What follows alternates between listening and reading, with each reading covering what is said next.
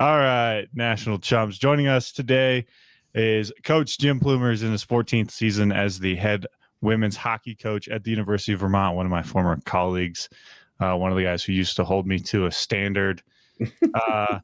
So he would be more like your superior, not your colleague. Yeah, you could say that. You could say that. 2022 Women's Hockey East Coach of the Year. A couple All-Americans, couple Rookie of the Years, numerous all-conference players, numerous Olympians, and to include the latest inductee to the University of Vermont Hall of Fame, Miss Amanda Pelkey, Olympic gold medalist. Coach, how are you? I'm doing well. That was one of the nicest intros I've gotten. Thanks. I appreciate that. It's good to see you. It's good to see you, man. How are things? What are your expectations? You guys dropped 2 to Penn State. You played pretty pesky though, and then you went out to St. Lawrence. You split in 2 overtime games, and the loss included a disgusting goal that is all over the internet right now. But I just want to clarify. Well, first of all, that was disgusting, That's and gross. I tip my hat to that. But it was a tie, and that the shootout's irrelevant. So it's officially a tie. In a conference play, the shootout can get you an extra point in the standings, but for a non-conference game, it's for show, and that girl showed for sure. So that was good. Listen, we're early in the season, we're still figuring some things out, but pretty happy. I think I was cautiously optimistic going into the season here. I thought we could be pretty good. We've gotten better as we've gone along here. I think we've been better in the third period of the second game of a weekend has been our best period, but Penn State's really good. They're ranked 6th and have a U.S. Olympian and a really good supporting cast around her. And they actually played a series against St. Lawrence before we played them. So it's kind of interesting. Those were our first 2 opponents. So in both cases, they had 2 more games under their belt than we did. And Penn State, quite honestly, was a little better than I expected, and we weren't quite as good as I hoped we were going to be that first weekend. I'm pleased. We'd never had any success at St. Lawrence. We used to be in the ECAC, so we played St. Lawrence regularly. We'd never won a game there. Never even had a tie. So that first game, even though that didn't feel great after that girl, made us famous for the wrong reasons on SportsCenter. But it was a tie. And then to get the win the next day felt good, and starting to see a glimpse of what I think we can be. And, it's a long season, so we don't want to peak too early. That's fair. That's kind of one of our questions is talk about recruiting as it pertains to like the modern college experience. Cause like when I was there, we had 6 girls from the international world. Yeah. And now the transfer portal is a real thing. Like how much do you guys still use the international world versus the transfer portal? Like what's that look like? Well, it's all of the above, but it is very different. And I don't know how many, experienced women's hockey fans are going to listen to this podcast, but I'm sure it's going to go viral. I don't see how it couldn't. We got to educate the masses. Anyways, I'm just along for the ride.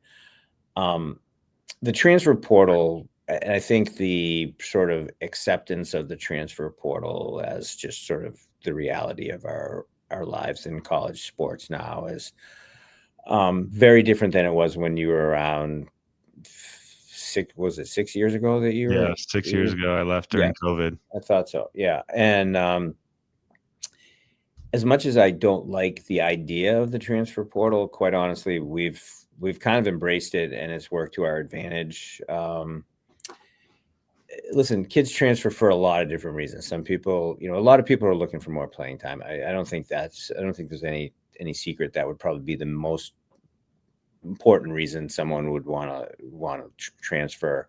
Mm-hmm. But there's other kids that transfer for cultural reasons, for coaching reasons, geographic reasons. I think we've found out because this would be the same in probably any sport. There's I call them the shiny programs, right? That have a lot of banners and rankings and reputations and quite often facilities and money to go along with them. And then Right. there's everybody else. And we're not one of the shiny programs. Like we're a good blue collar, hardworking program. We have some things that I think are special, but what we found was that we're a lot more attractive to I don't want this to sound the wrong way. We are maybe not more attractive. We are attractive to kids that have been to college for a year or two, or in some cases, 4 for some grad transfers Right. that we've had here that have been super happy and said, "Oh, I really want what they have." It's hard to convince a 16-year-old which is what we recruit. We're allowed to start talking to them when they finish their sophomore year of high school. Okay. It's a lot harder to get those kids to understand what really matters in life. And that's probably not surprising to anybody. Those shiny things, they're really attractive. That great program wants me or likes me, or that's what I aspire to. And, I think sometimes those kids find out those programs aren't as shiny as they looked. Sometimes, and probably more often for the ones who leave, they realize that just because they were shiny, it doesn't mean it's the right fit for them.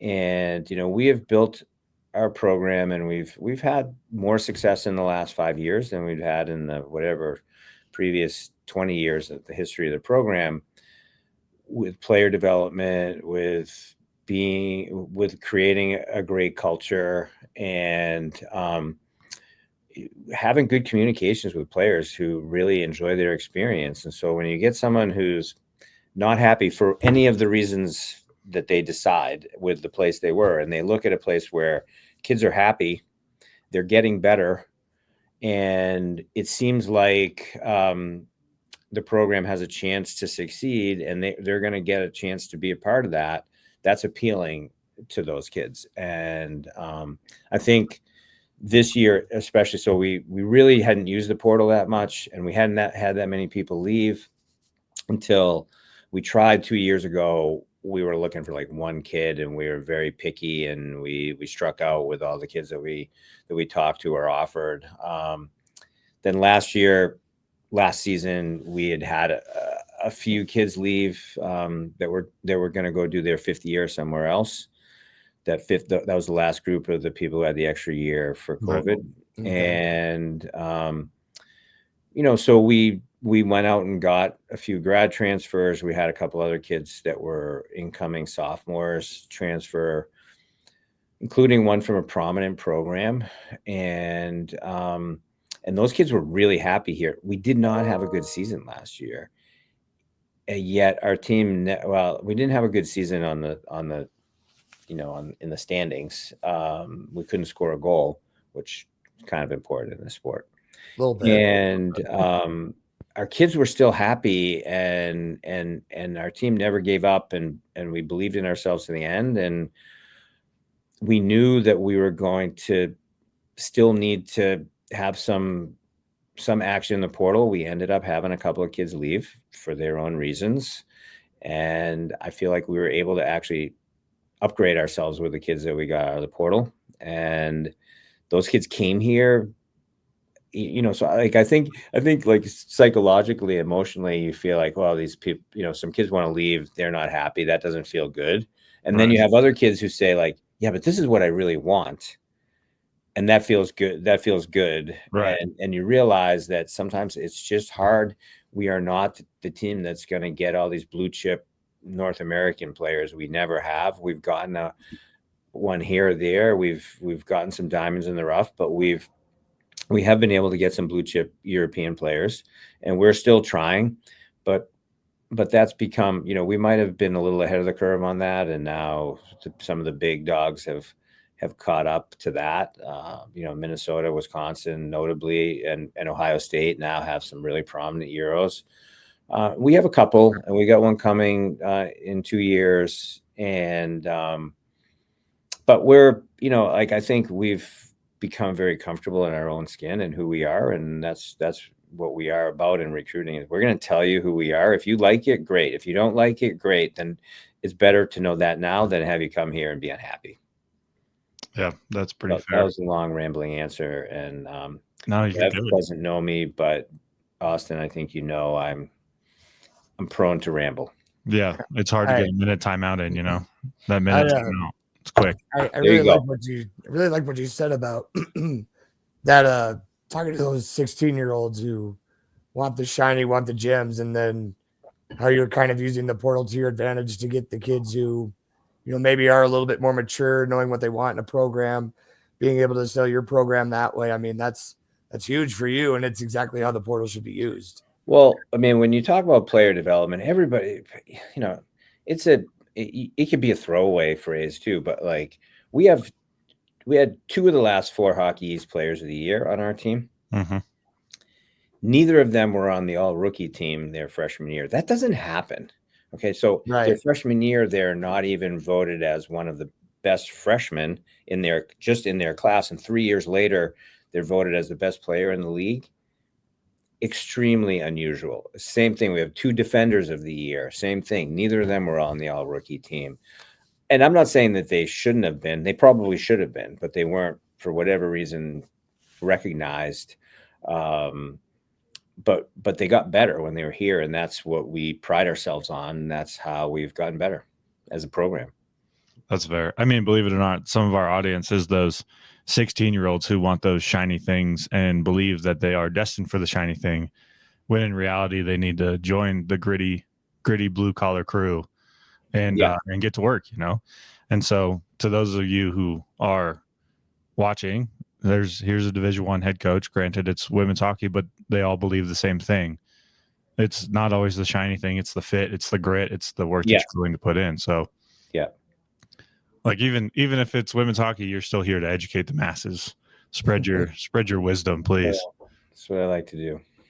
How much of those new facilities helped out in recruiting at all? I know the weight room got a little bit bigger. The locker room looks much better. The locker room's huge for sure. Well, the thing is, it's not huge. It's still, but the fact that we have a lounge and we got some shiny things. There you go. That's one shiny thing we have. I saw the video and I was like, damn it, I left at the wrong time. Yeah, I mean, it's probably half the size of what someone would build if they were building, starting from scratch.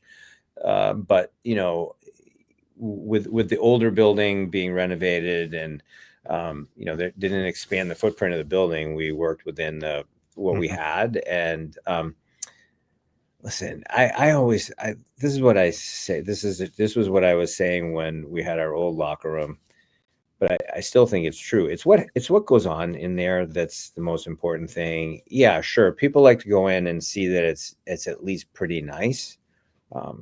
When they meet our kids and when we have recruits come, we don't just have 2 or 3 players on our team who we know are the ones that we want our recruits to talk to. They can talk to anybody, honestly. Like, our team is very, very bought in. The culture, I don't know everybody's culture, so I can't say it's better than everybody else's. I can't imagine that it could be any better than it is. That's all I'll say. I really don't want to. Not saying anyone has bad culture. I don't know. We have a really good culture. I feel confident in that. We pay attention to the character of the kids that we recruit. We cultivate the culture through communication and through meetings where we talk about things that are important to us and share some common values, and we're serious about it. And we've had great leadership over the last few years. I love that. I mean, there's definitely days where I look at Allison and I'm like, do we ever regret leaving there? Like, do we regret it? Sometimes that answer is yes. Because for me, it was a true like family atmosphere. I was so far from home. It was my first time being far from home. It was our time, like growing as a couple, but we were also working. I don't know. I felt like I was in the rink 16 hours a day at that point. Like, I was there every day from, I don't know, noon to midnight, 1 a.m., but I wouldn't have traded it for the world. But I'll say one thing, Austin, like, it's evolved so much since you left, and I don't want to imply in any way, even though Rev might jump in on this, that it's because you left. But I don't know the nature of your relationship, but I'm just making an assumption that you guys are buddies, and there might be some teasing, as we might call it, going on. But we poke each other a little bit, but like, I know that Austin learned a lot of things from you, and being the head coach of my own program and him being an assistant along the way, like, obviously your culture is going to drift into ours a little bit too, of what we do in our program, because he brings it along with him. So I've gotten better at understanding how to communicate what's important and to get the team to talk about the things that are important. When Austin was here, we were coming out of a very difficult period of time, and there were some kids that were here when you were here, Christina Shanahan, if you remember, like that ended up being one of the best captains I've ever had. There were people that were here when you were here that were really the foundation of what we've become. Yeah. And but you could see it building. Yeah. You could see it building. Like, it was like really young international players. Yeah. You had girls going to play in the World Juniors at that point, a really good leadership group, a group that was bought into what you were trying to do. Now, granted, with all of that and success comes coaching changes, and you've had quite the turnover since I left. Talk about what you look for in a coaching staff, and how you, I don't know, recruit new coaches, if you will, and how do you hire a new staff, and what's that look like? Well, a lot of what's happened over the last couple of years has been sort of exacerbated by bad timing. Like, we've had two sort of one midsummer and one late summer coaching change, which were really difficult to have a pool of people to pull from that would be necessarily the right people. But when we had a pretty stable staff for about 5 or 6 or 7 years, I can't even remember now, like Alex and Jess were here. Right. And we had developed a good system between the three of us, and trust amongst us. And Jess decided to retire. And I don't know if you still stay in touch with her, but she's got a 1-year-old now, and she's still around. She'll be at practice. She usually comes to practice on Tuesdays and brings her son. And I love it. And so we had hired someone that was ready to start in July. That was an alum, actually someone that played for me at Amherst College, where I worked before here, transferred here, had coached with me for a year. I was really excited. This was going to be a, sort of seamless. She's going to be able to step in. She knows me. She knew Alex. She knew how we played. And then after the first week that she was actually working here at the end of July, at the first week of July, she called me from Turkey, where she was presenting at a seminar, and said, "I just got offered my dream job in Turkey, and I'm gonna stay in Turkey." Nice. And I was like, but it's July 7th, and there's not a lot of hockey coaches that are changing jobs. Anyways, God bless her. She recently got married, and she's pregnant to a Turkish guy. She's happy, but we went through a really quick process. Hired Victoria Blake, who has turned out to be a phenomenal assistant, but she was very green that first year. Right. And then Alex Gettins, who had been with me for 9 years, starting as a student manager. Middle of August of last year, of 2024, left to go to Colgate for a great opportunity, but it was hard. And it was in a bind, right, with having to find out, is anybody with any meaningful experience willing to leave their job at the end of August, potentially move their family. The answer was no. Right. It's hard. I made it, I was doing it all on Zoom. I made a hire, turned out to not be the right fit. And we had to make a change at the end of last season. And now we have this Eric Strand here. So long story short, like Eric is phenomenal. And here's this guy who's grew up in Minnesota. His wife's from Wisconsin. They've got 2 teenage kids, a junior in high school, a freshman in high school, moves his entire family to Vermont, which ain't the Midwest, as you know. And this guy is like a kid in a candy store. He's older. He reminds me a little bit of me. I didn't get into coaching college hockey until I was in my early 40s. And he loves the game. He's a student of the game. He's a great teacher of the game. We did add a position, a third assistant / director of ops who we had hired before Alex left.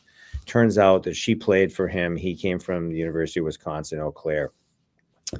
And we have a really, really good staff right now. And so in terms of, personality, work ethic, hockey knowledge, we didn't have all those pieces over the last couple of years. Like Vic was very young her first year. She's grown immensely in the 2 years that she's been here. Eric really is now someone that I can trust to run the power play and to run the forwards, and the kids respect him. He's got a great hockey knowledge. And Danny is great, is a young coach, great with the kids. Listen, I like to delegate a lot.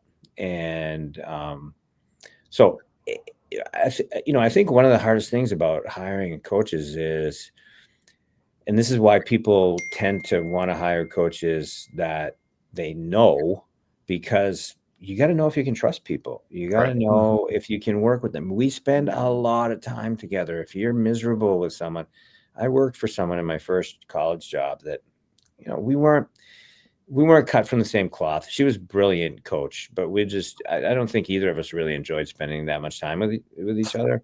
So the four of us like to be around each other. There's a good amount of healthy respect, and also, I'm not afraid to have people that will disagree with me, but they better come prepared. You can't just say like, "Hey, I don't agree," and I'm going to say why, or they have an idea. That's great. Show me, prove it to me. I have I think, I'm not saying I need to be right about everything, but I want to do the right thing, and I'm open to other ideas, and so I'm proud of the fact I do have a pretty big coaching tree. I've got, I don't even know how many assistants. I got a lot of former assistants who are head coaches in D3. I think I have 2 that are head coaches in D1.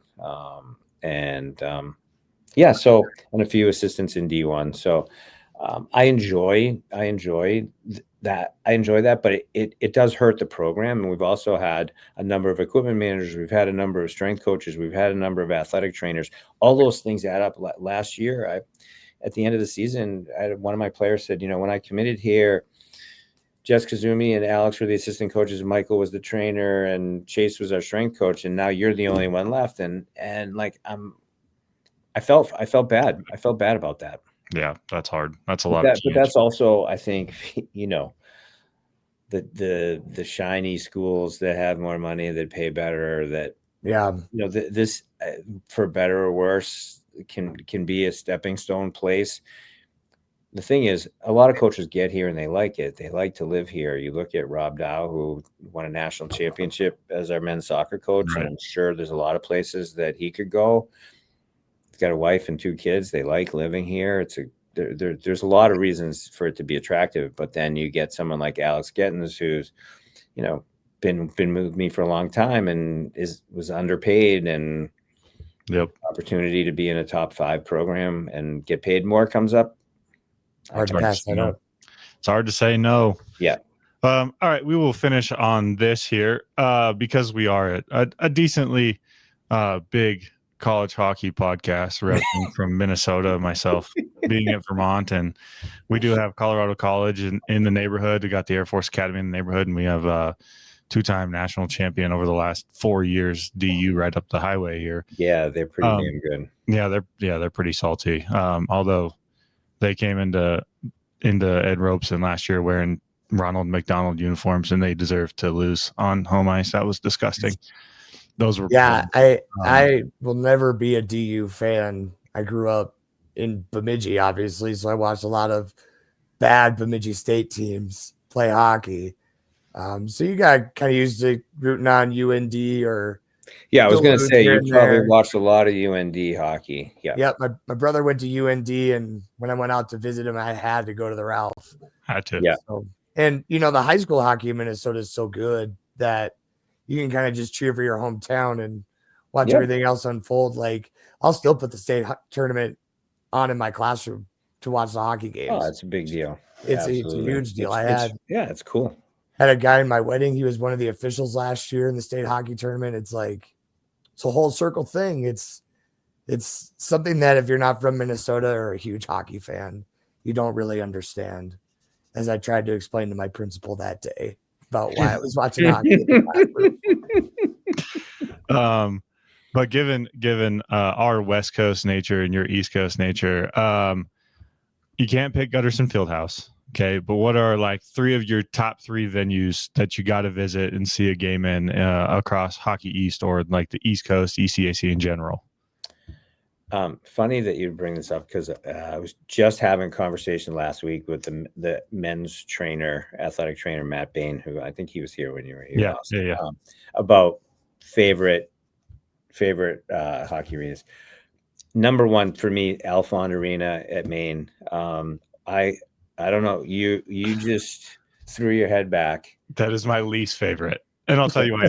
I'll tell you why. I mean, as a women's coach, yeah, when you're having to walk downstairs to get to the ice, that's a whole nother thing. But yeah. I'm telling you, like, if you're a men's, I grew up in Boston, but I lived in Maine when they were in their heyday, winning national championships in the 90s, and it is like no one's building a rink like that today.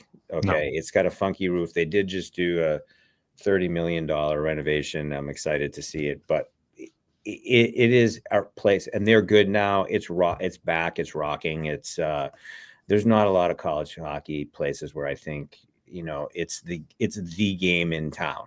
I don't even know if it is at DU. There's it's unique. You got to have some pro sports around that take some of the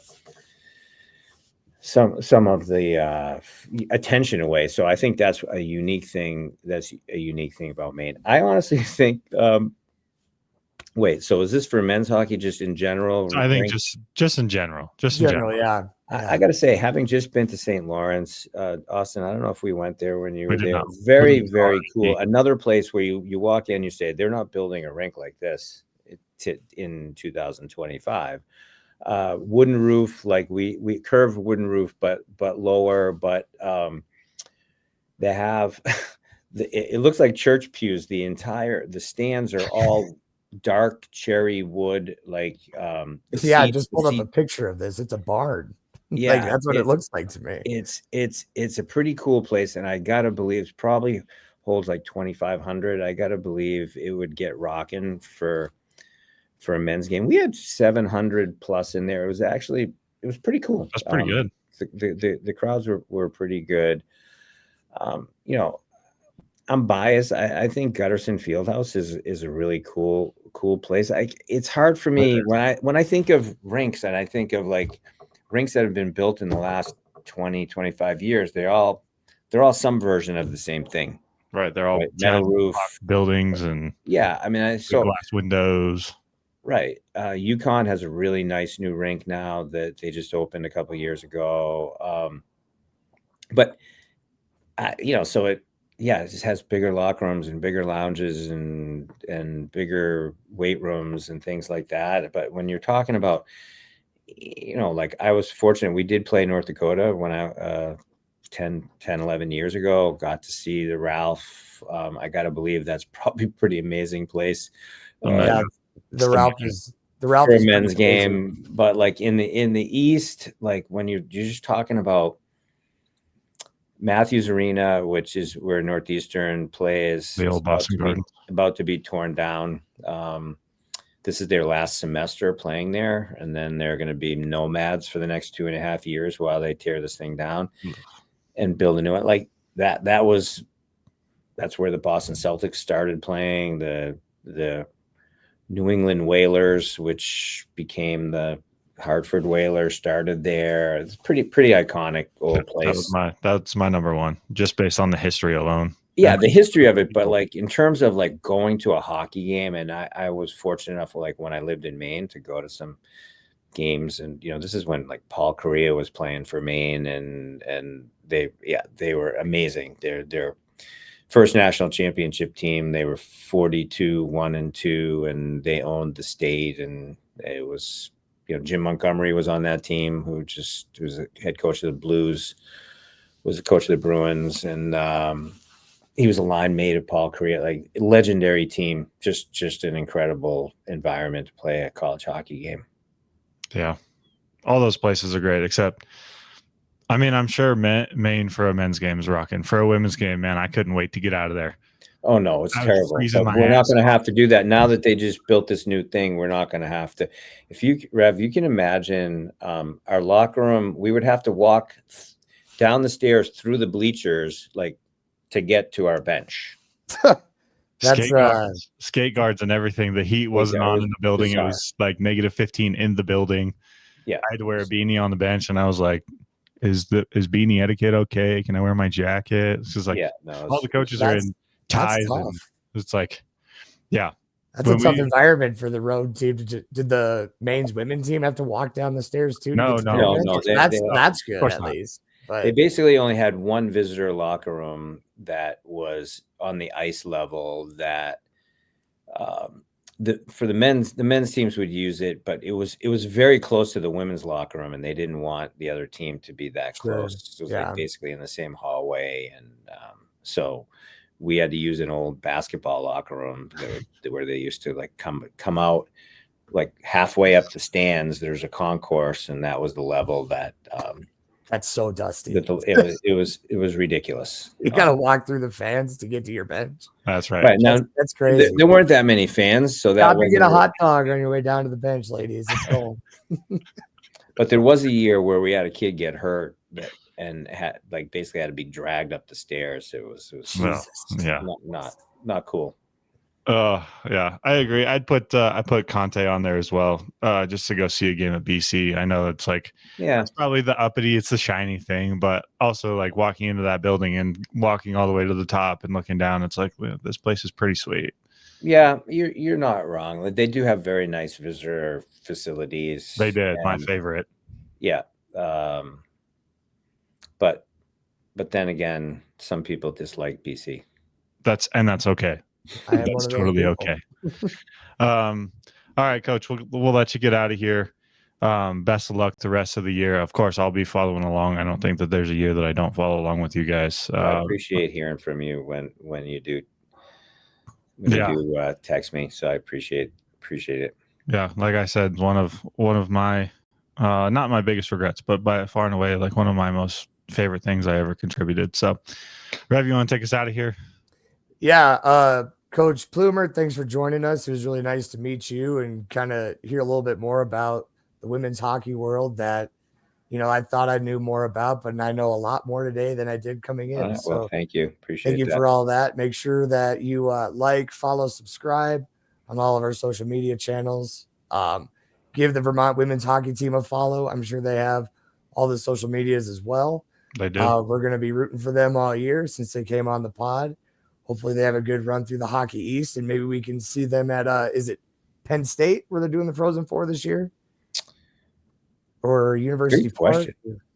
I think it is Penn State. I don't. It's not something that I wish we can get there. And I don't know if you know this, Austin, but we're playing Wisconsin on Friday. So I did see that, and I hope you hammer them. I hate the Badgers, sir. I hope you kill them. We are the Wisconsin podcast. Well, they're pretty darn good. They're pretty gross. They got a bunch of kids that you'll see in February playing for Team USA. So it'll be a challenge, but I think we're paying the butt to play against, and that's what we're hanging our hat on. And that's all that matters. If you find a way and just put a couple in and be scrappy, you never know. Yeah, they're coached by Mark Johnson. He knows all about miracles. Oh yeah, he sure does. Oh yeah, sure does. All right, Coach. Well, all right, guys. Again. Thanks a lot. Appreciate it. Yeah. Good luck to you guys. Thank you. Thanks.